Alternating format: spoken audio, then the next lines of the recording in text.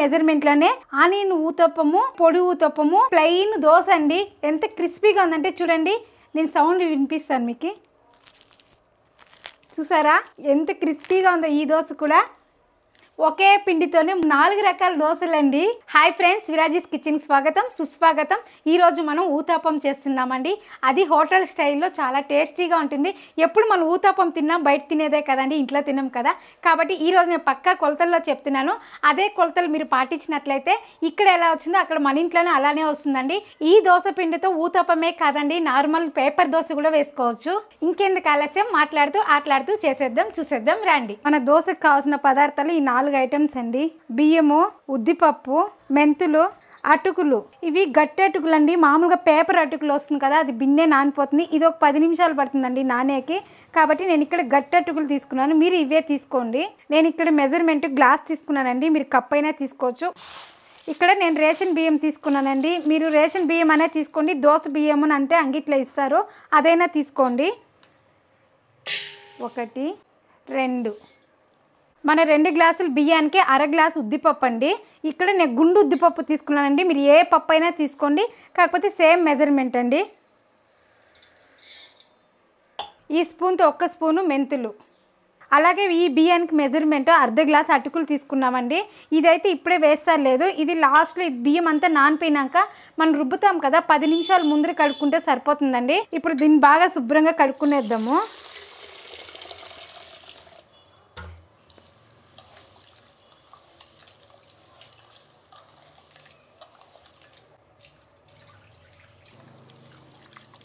బియ్యం ఇలా శుభ్రంగా కడుక్కున్న తర్వాత నీళ్ళు పోసి పెట్టేద్దామండి. 4-5 గంటలు నానితే సరిపోతుందండి బియ్యం అనేది. మనం రుబ్బుకునే ముందర అటుకులు కడిగి వేసుకుందాము, అంతే అండి. ఇది పక్కన పెట్టేద్దాం. చూడండి 4 గంటల తర్వాత చూడండి బియ్యం అంతా బాగా నానిందండి. ఉద్దిపప్పు కూడా చూడు పెద్దదిగా అయిందండి. అటుకులు ఒక గిన్నెలో వేసుకొని ఒకసారి కడిగేద్దామండి. కడిగేసి అందులో వేసేద్దాం. ఇప్పుడు అటుకులు ఇందులో వేసేద్దాం. ఇప్పుడు అంతా వేసాం కదా, బాగా మిక్స్ చేసేద్దాం ఒకసారి. ఇప్పుడు ఈ నీళ్ళు వంచేసి వేరే నీళ్ళు పోసుకుందాం. అటుకులు వేసిన తర్వాత ఒక 10 నిమిషాలు అలానే ఉంచాలండి. 10 నిమిషాలు అయిన తర్వాత మనం పిండి పట్టించుకోవాలి, అప్పుడు బాగుంటుందండి. ఇక్కడ నేనైతే మిక్సీకి పట్టలేదండి, మిషన్ తీసుకెళ్తున్నాను. ఎదురుగానే మనకు తెలిసిన అక్క రుబ్బిస్తుంది. చూడండి పిండి పట్టించుకొని వచ్చేసినాము. పొద్దున్నకి చూద్దామండి. రాత్రి పిండి కొట్టించుకొని వచ్చినాం కదండి, ఇప్పుడు చూద్దామండి. చూడండి పిండి అనేది బాగా పులిసిందండి. ఇట్లా ఉండాలండి పిండి అనేది. ఇలా ఉంటేనే మనకు దోశ కూడా పర్ఫెక్ట్గా వస్తుందండి.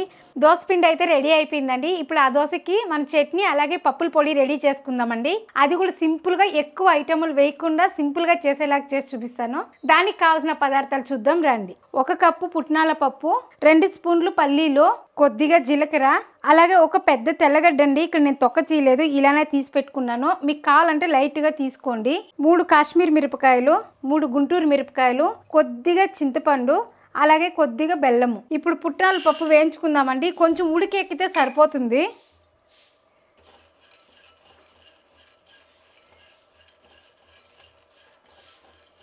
ఈ పుట్నాల పప్పు అనేది బాగా వేడెక్కాలండి, వేడెక్కితే సరిపోతుంది. చూడండి ఇట్లా పట్టుకుంటే బాగా ఉడికెక్కాలండి. ఆ మాత్రం వేగితే సరిపోతుంది. ఇప్పుడు ప్లేట్లోకి తీద్దాం. ఇందులోనే మిరపకాయలు వేసేద్దాం. ఇందులో నువ్వులు, పచ్చినిపప్పు, ఎండు కొబ్బరి ఏమీ వేయలేదండి. ఇది సింపుల్గా అయిపోయే రెసిపీ, అప్పటికప్పుడే చేసుకునేలాగా చేస్తున్నానండి. అవన్నీ వేసి కూడా చేస్తానండి, కాకపోతే మనకు ఫాస్ట్లో అయిపోవాలి కదా, అది చేసి చూపిస్తున్నాను.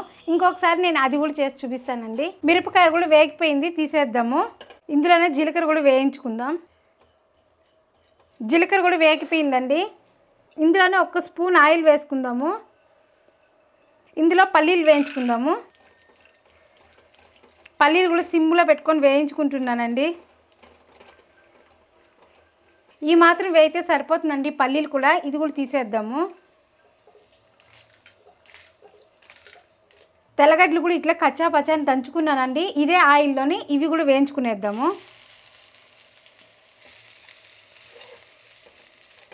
ఈ తెల్లగడ్డలు కొంచెం బాగా ఫ్రై అవ్వాలండి.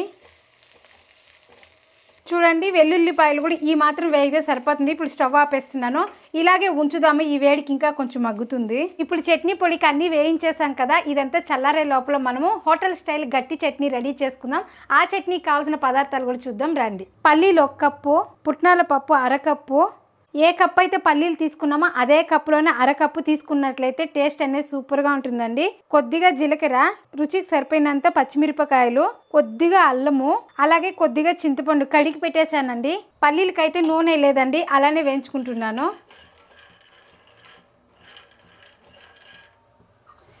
ఎప్పుడు చట్నీకి పల్లీలు అనేది బాగా వేగాలండి. పచ్చి పచ్చిగా ఉంటే చట్నీ అనేది బాగోదు, కాకపోతే బిన్నె కూడా చెడిపోతుంది. పల్లీలు అయితే వేగిపోయినాయండి. ఇప్పుడు పుట్నాల పప్పు కూడా వేసి కొంచెం ఉడుకు చూపిద్దాము. మీరు ఇందులో పచ్చి కొబ్బరి కానీ వేసుకోవచ్చండి, బాగుంటుంది. కాకపోతే నేను ఇక్కడ పచ్చి కొబ్బరి వేయలేదు, ఈ రెండిట్లోనే చేస్తున్నానండి. ఇప్పుడు వేగిపోయింది, ఒక ప్లేట్లోకి తీసుకునేద్దాం. ఇందులోనే 1 స్పూన్ నూనె వేసానండి. ఇప్పుడు పచ్చిమిర్చి వేసుకుందాం. పచ్చిమిర్చి ఇలా కట్ చేసి వేసానండి. ఇందులోనే అల్లం ముక్క, అలాగే జీలకర్ర. ఇప్పుడు దీన్ని కొంచెం వేయించుకుందాము. పచ్చిమిర్చి పచ్చి వాసన పోయేదాకా వేయించుకుందాము.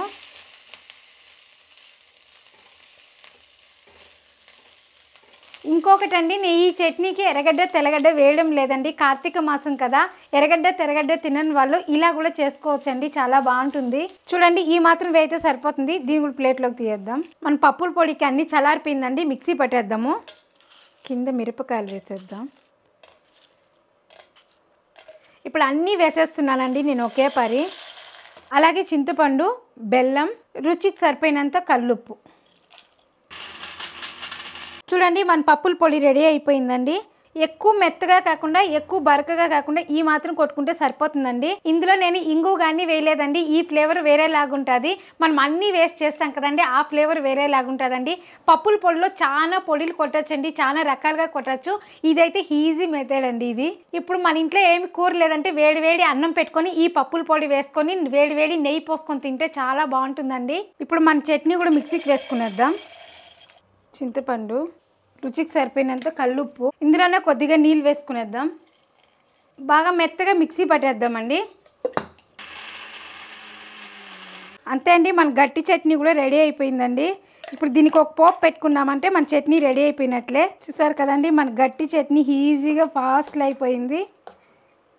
ఇప్పుడు దీన్ని బాగా కలిపేసి మీరు ఏమైనా ఫ్రిడ్జ్లో స్టోర్ చేసుకోవాలి అంటే ఇందులో ఏమి వేయకూడదండి, ఉప్పు నీళ్లు ఏమి వేయకుండా ఫ్రిడ్జ్లో స్టోర్ చేసి పెట్టుకున్నట్లయితే 3-4 రోజులు ఉంటుందండి. అది కూడా ఇలా ఉండే డబ్బాలో వేసి పెట్టుకోవాలండి. చాలామంది ఇలా పాత్రలోనే పెడతారు. ఈ పిండి స్మెల్ అంతా ఫ్రిడ్జ్ అంతా వస్తుందండి. కాబట్టి ఇట్లా మూత వేసి పెట్టినామంటే టైట్గా ఫ్రిడ్జ్లో స్మెల్ అనేది రాదండి, బాగుంటుంది పిండి అనేది. నేను చాలాసార్లు ఇలా పాత్రలో పెట్టి చూసినానండి, అప్పుడంతా స్మెల్ వస్తుంది ఫ్రిడ్జ్. ఇట్లా మూత వేసి పెట్టేదాని వల్ల ఫ్రిడ్జ్లో ఏమాత్రం స్మెల్ రాలేదండి. ఇందులోనే 1 స్పూన్ చక్కెర అండి, కాకపోతే ఇందులో వేస్తే బిన్నె కరగదండి. కాబట్టి ఇట్లా ఒక బౌల్లోకి వేసుకొని నీళ్ళు వేసి కరగబెట్టి పోస్తామండి. ఇలా కరగబెట్టుకొని పోస్తే మనకు దోశ పిండిలో బాగా మిక్స్ అవుతుందండి. కాబట్టి నేను ఇలా కరగబెడుతున్నాను. ఇందులోనే రుచికి సరిపోయినంత సాల్ట్, కొద్దిగా నీళ్ళు వేస్తున్నానండి, ఎక్కువ వేయలేదు. మనకి పిండి అనేది చాలా పలచగా ఉండకూడదండి, కొంచెం గట్టిగా అట్లా ఉండాలి. చూడండి, ఈ మాత్రం ఉంటే సరిపోతుందండి మన దోశలకి. ఇక్కడ పెనం కూడా పెట్టేసినాను, వేడెక్కిందంటే దోశలు వేసుకునేదే. ఈ దోశ పిండితో ఊతప్పం స్టైల్లో చేస్తున్నానండి. అందుకే ఎర్రగడ్డలు, కొత్తిమీర, పచ్చిమిరపకాయలు అన్నీ కోసి అన్నీ మిక్స్ చేసేసినాను. అలాగే కొద్దిగా క్యారెట్ తురుము తీసుకున్నానండి. మన పెనం కూడా బాగా వేడెక్కిందండి. ఒకసారి ఆనియన్తో ఇలా రుద్దుకుందాము. ఇలా చేసేదాని వల్ల దోశ అనేది పర్ఫెక్ట్గా వస్తుందండి. ఇప్పుడు మనం ఊతప్పం వేసుకుందామండి. వేసినాక ఎక్కువ స్ప్రెడ్ చేయకూడదండి, ఊరికే ఇలా స్ప్రెడ్ చేస్తే సరిపోతుంది. ఇప్పుడు ఈ స్టేజ్లోనే మనము ఎర్రగడ్డలు, కొత్తిమీర, పచ్చిమిర్చి వేసుకుందాము. ఇట్లా పిండి పిండిగా ఉన్నప్పుడు వేసుకుంటే బాగా అంటుకుంటుందండి. ఇలా ఎంత కావాలో అంత స్ప్రెడ్ చేసుకొని ఇలా చేత్తో ఊరికే ఇట్లా అంటుమంటే బాగా దానికి మెత్తుకుంటుందండి. అలాగే క్యారెట్ వేద్దాము. ఇప్పుడు దీనిపైన మీరు ఆయిల్ అయినా వేసుకోండి, నెయ్యి అయినా వేసుకోండి.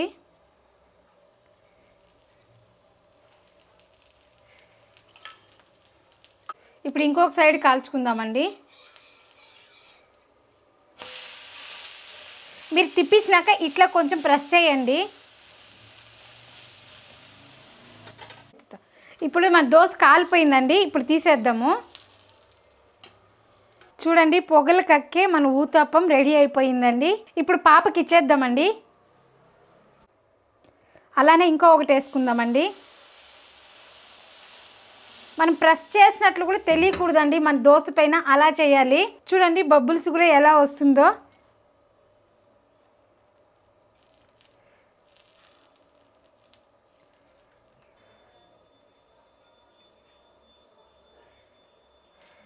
ఇలా ప్రెస్ చేసినామంటే మనకు అలానే అంటుకుంటుందండి.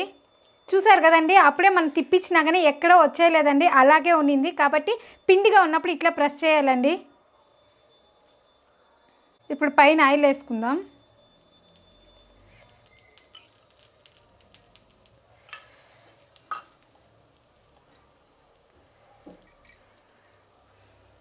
ఇప్పుడు రెండో సైడ్ తిప్పించుకుందాము.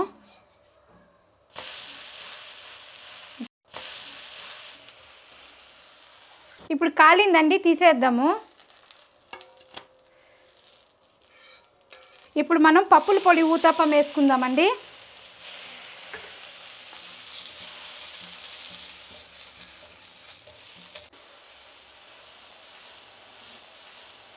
ఇప్పుడు మనం పప్పుల పొడి వేసుకుందాము. మనం పెనుము పెద్దదిగా ఉంది కాబట్టి మధ్యలోనే మాడుతూ ఉందండి. మనకు చిన్న పెనుముగా ఉంటే బాగుండేదేమో, అమ్మ పెద్దది ఇచ్చింది. ఇప్పుడు దీనికి నెయ్యి వేద్దామండి.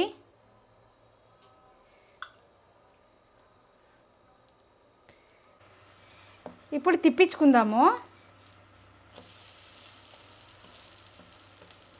నేను స్టవ్ ఆపేసినానండి, పెనుము కొంచెం చల్లబడింది.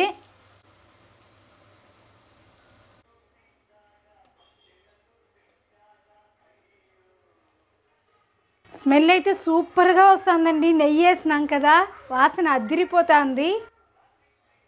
ఇప్పుడు తీసేద్దామండి. పప్పుల పొడి వేసి 2 సైడ్లు కాల్చుకుంటే ఇలానే ఉంటుందండి. ఇదే పిండితో ఊతప్పమే కాదండి, నార్మల్ దోశ కూడా సూపర్గా వస్తుందండి.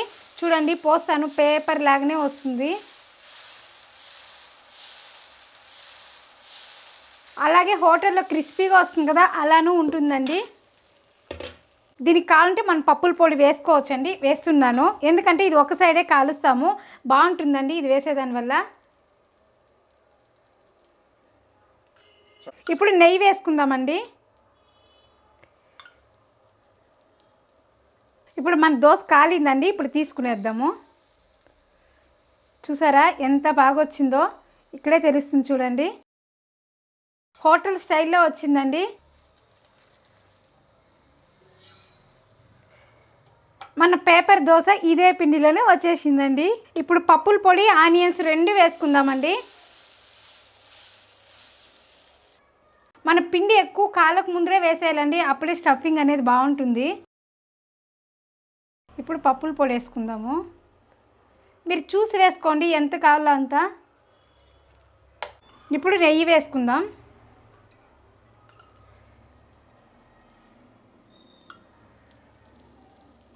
ఇప్పుడు దోశ ఇంకొక సైడ్ కాల్చుకుందామండి.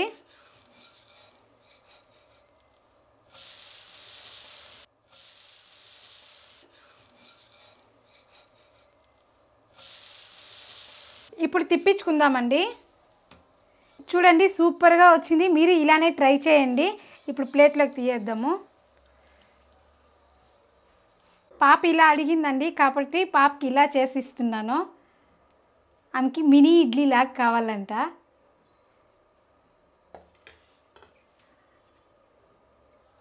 ఇప్పుడు దీనిపైన కొద్దిగా ఆయిల్ వేద్దాం.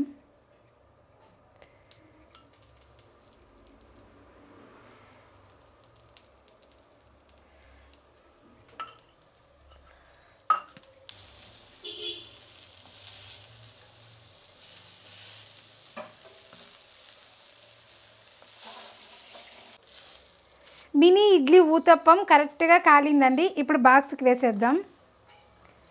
ఈరోజు పాప కూడా ఇదే తీసుకెళ్తా ఉందండి.